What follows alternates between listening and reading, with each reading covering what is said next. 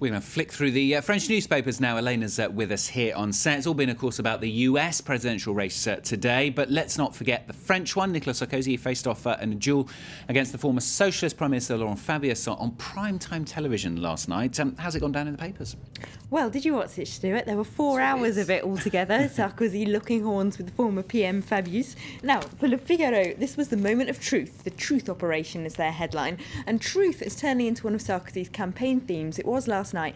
He was saying, I'm going to tell the truth about all the mistakes I've made during the last 5 years. I'm going to apologise for them. I'm going to hope the French can look at me again and give me another chance. Now, this isn't perhaps the most presidential attack line, say I'm going to apologise for everything I've done before. It might be best that the paper does point out to just gloss over your mistakes, move over, brush them under the carpet, let's start again from scratch. That's not what Sarkozy's doing. Last night he went on at great length, actually, about his famous known friendships with very wealthy people, saying he apologised for taking a luxury holiday on the media magnate Vincent Bollore's yacht, that he apologised for being photographed in luxury holidays with Carla Bruni, and for that very famous dinner at Le Fouquet's, one of Paris's most expensive restaurants, with which he celebrated his original election in 2007.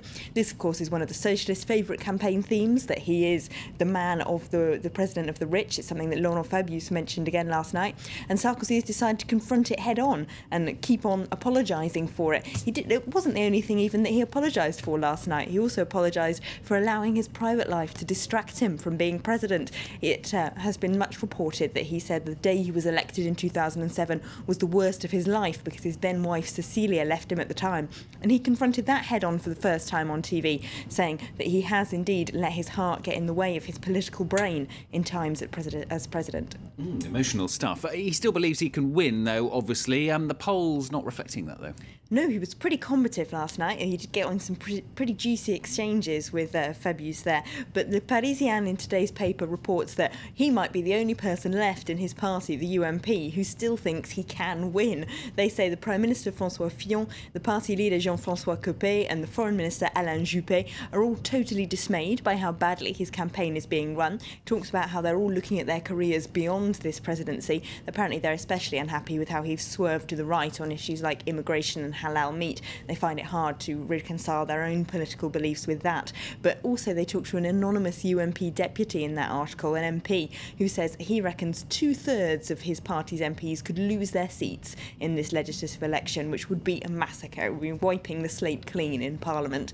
So within the party they seem to be lacking morale, rather. In the same paper, Le Parisien, they're also having a look, though, at some divisions on the left, old wounds that seem to have resurfaced. They've got this picture which has been doing the rounds of Twitter, which shows Sarkozy, a photo taken over his shoulder last night at his notes, which include a list of insulting quotes previously made by his debate opponent Laurent Fabius about the now socialist candidate François Hollande. Fabius and Hollande famously loathe each other, and so they include quotes like Fabius saying, "François Hollande becoming president? You must be dreaming." And Sarkozy didn't forget to get the knife in on some of those issues. Neither did Fabius, though, either. He also had some pretty personal arguments to make.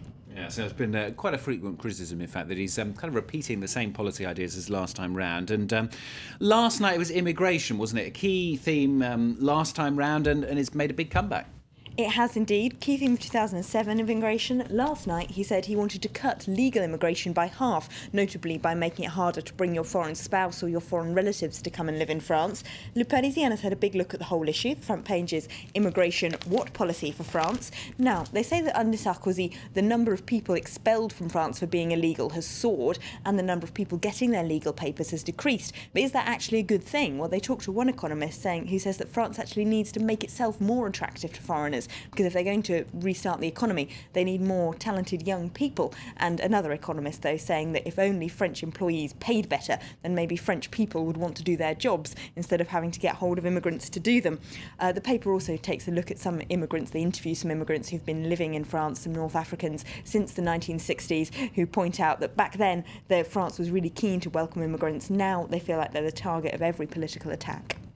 Elena, thanks very much. That's Elena with the French newspapers here on France 24. Stay with us if you can.